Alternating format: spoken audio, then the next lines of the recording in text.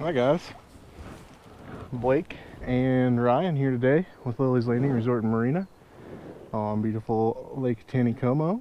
It is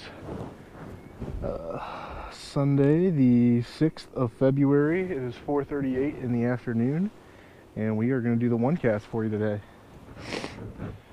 So right now we are standing in the water here on the edge of Eagle Island. Boats parked down there.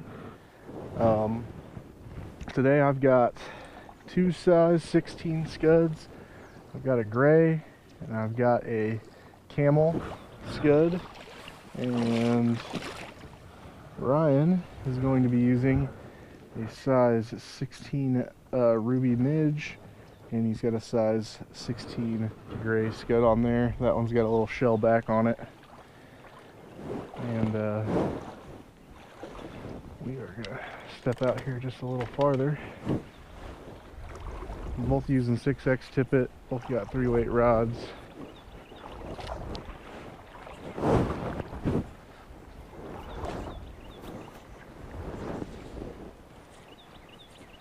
And we're both using the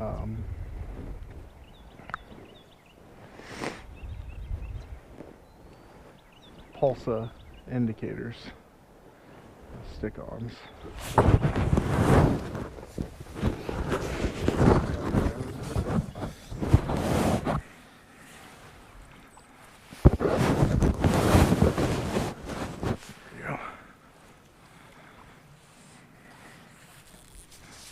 Get mine out a little farther.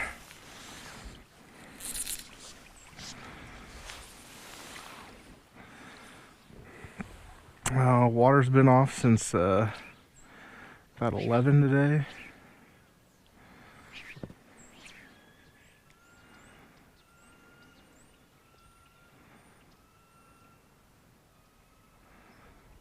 And really, I can't think of anyone was on the water other than Captain Dwayne. He's my fishing report for the day.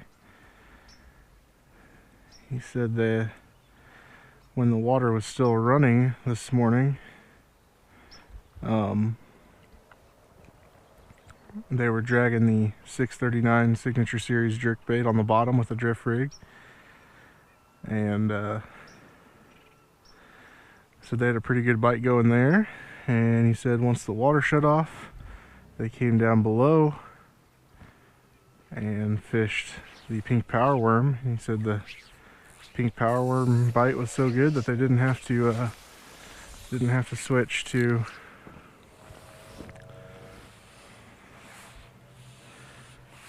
night crawlers. They were able to just stay with the pink power worm.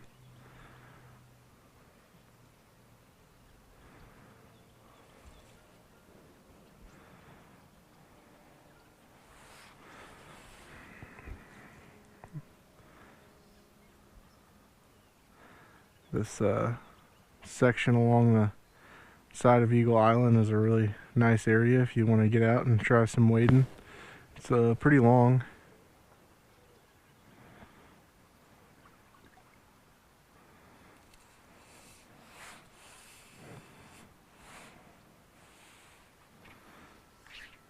And pretty shallow. We could, even just the muck boots we're wearing, we could step out and get pretty far out there.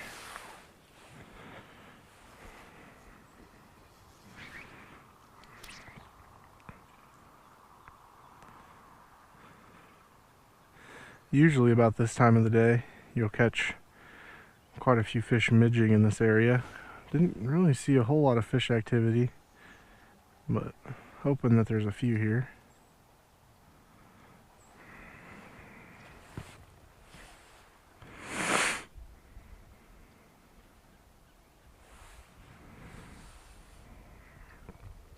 We got just a tiny bit of residual current out in front of us if you cast out far enough.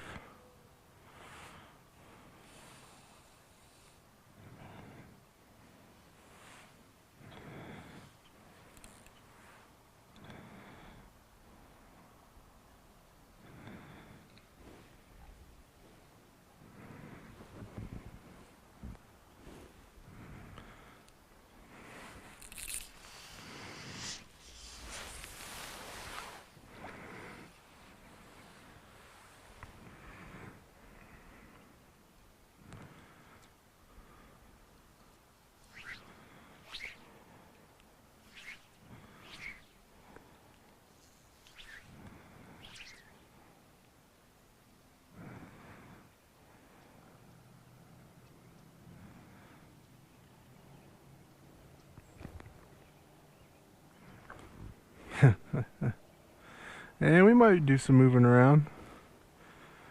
Some fish jumping right above us.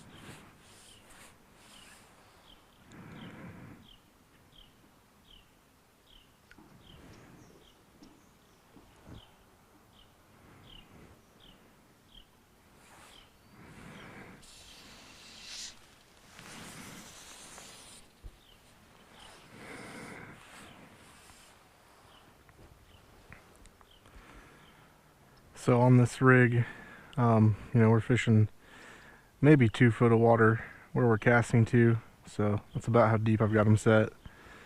Anytime I'm fishing the real shallow water, I like to use the smaller tippets like the 6X that we got on here.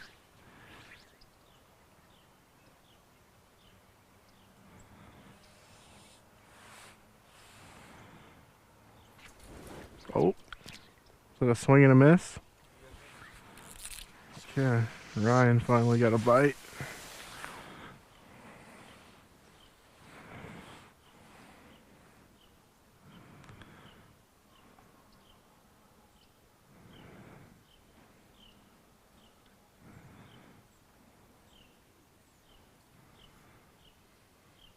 And we use the stick-on pulse indicators because they're very lightweight and they don't cause very much disturbance when they land on the water. When you're fishing real shallow like this, gotta cause as least disturbance as possible.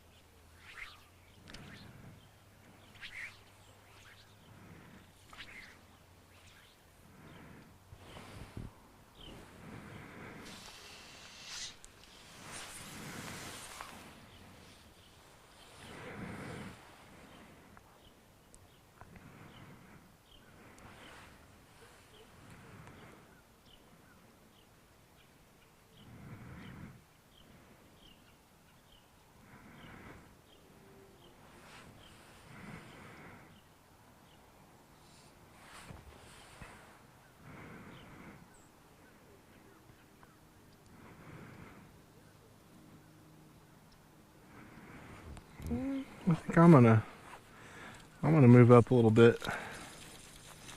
We haven't had any time to be out here today, so we literally just parked the boat and walked to a spot and started. And it might be that there's more fish right above us. I keep seeing a few surfacing up here.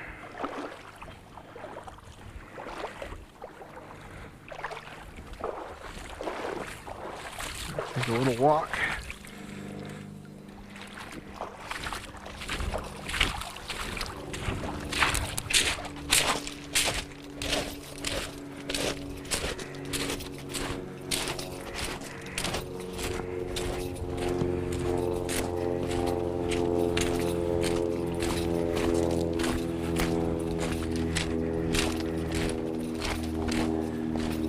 You guys ever hear me talk about the U-shaped log on Eagle Island? That is the U-shaped tree that I'm talking about right here.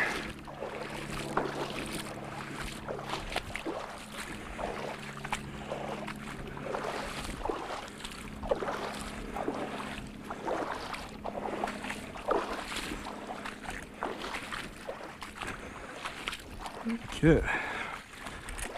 Let's try this spot.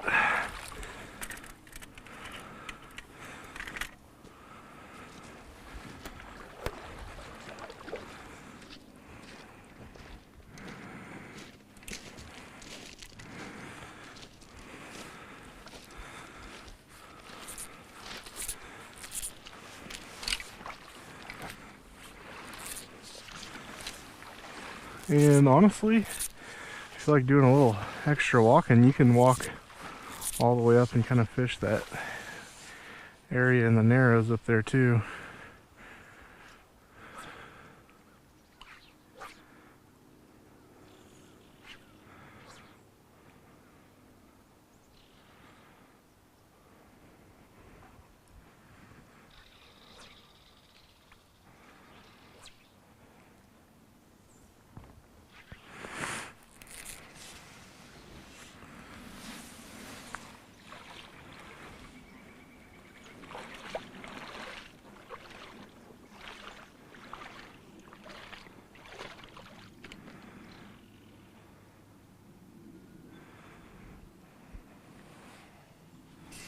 Oop, that was a hit.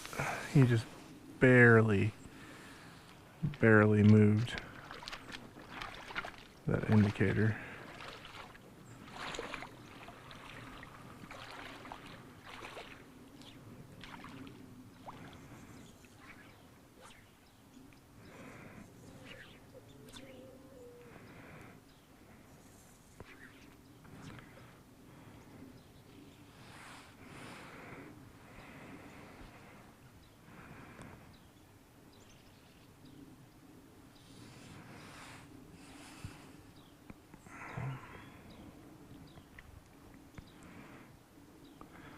The tournament went well yesterday.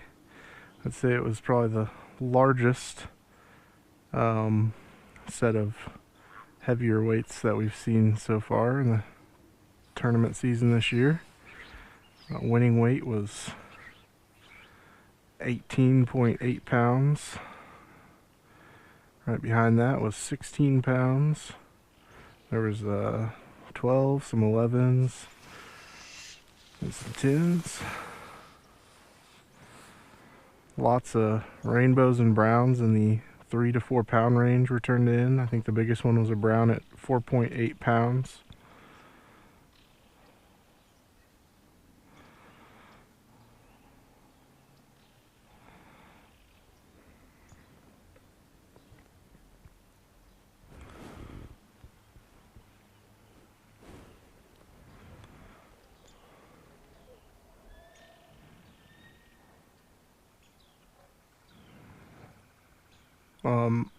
On my scud rig, I put them just about 3 or 4 inches apart.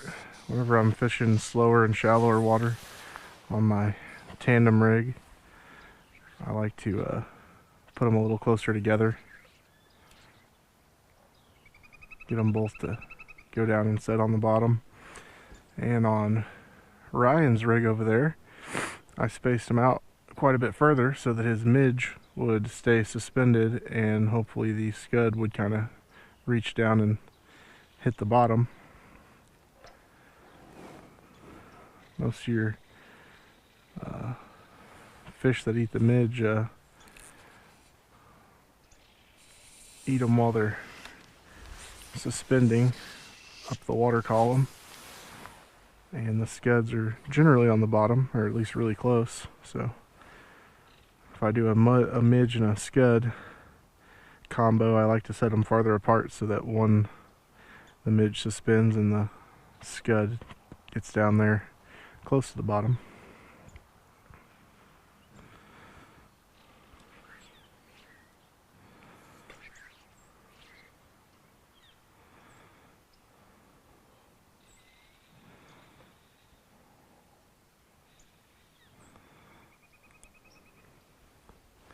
If I'm fishing really still water, I will attempt to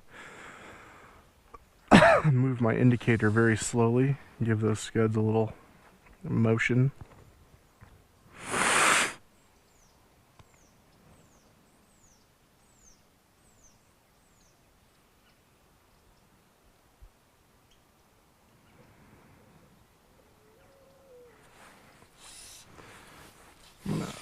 attempt to slide my indicator up. Unfortunately, these stick ones work really good, and most of the time you can't get them to slide, but go a little bit deeper and cast a little bit farther.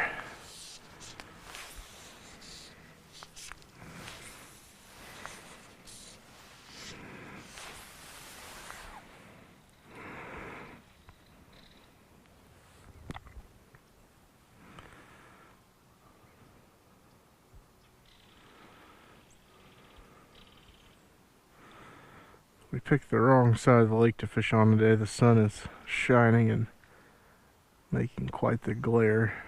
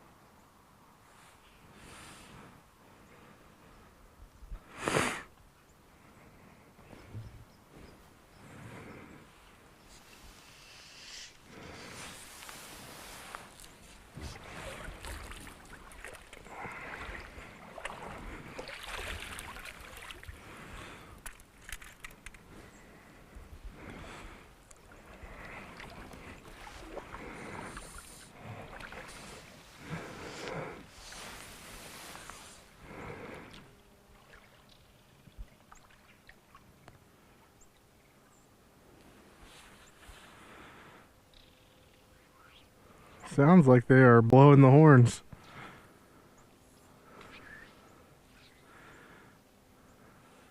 The schedule said that they were supposed to leave it off for the rest of the day, so I have no idea what they're doing right now.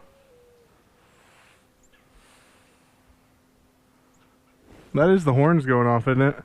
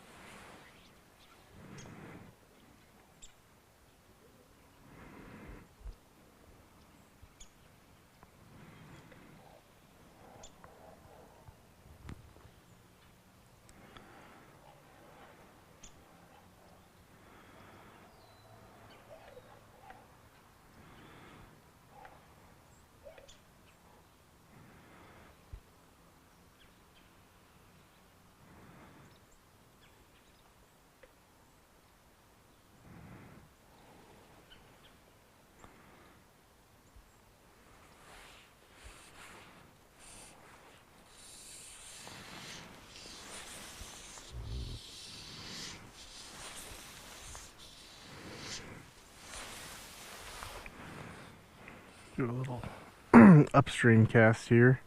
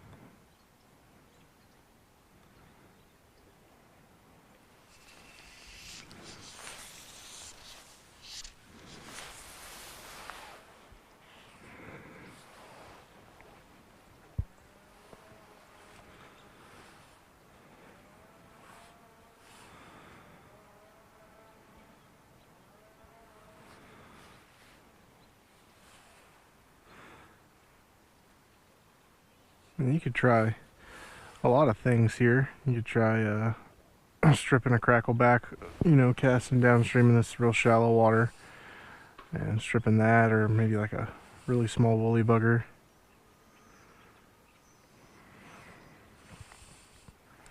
Or you could even just break out the small jigs and throw them out a little deeper underneath an indicator, or go with a 1/32 and retrieve it. If we were standing here for when that water pushes through, and we get a little more current, that 1/32 ounce would probably be good. Ryan just had one come up and take his indicator. I don't know what it is about orange indicators, but the trout love them.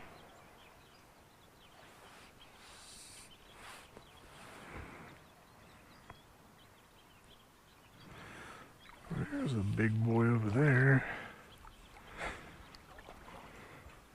Right here on the other side of this root wad, I can't really wade any farther. The water gets too deep. There's kind of a pool right here on this side.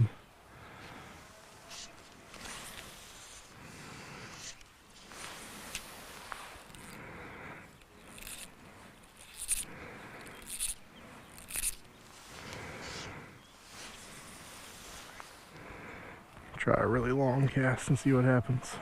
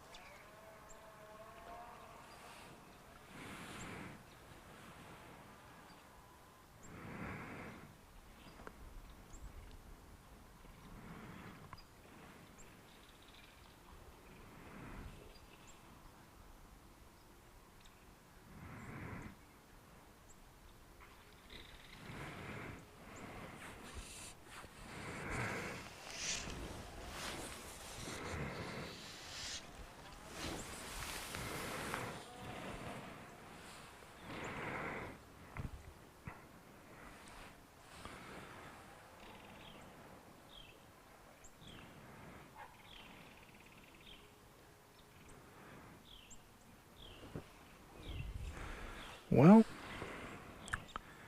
pretty slow on the action here. We're going to go for just a couple more minutes and then we're going to call it a day.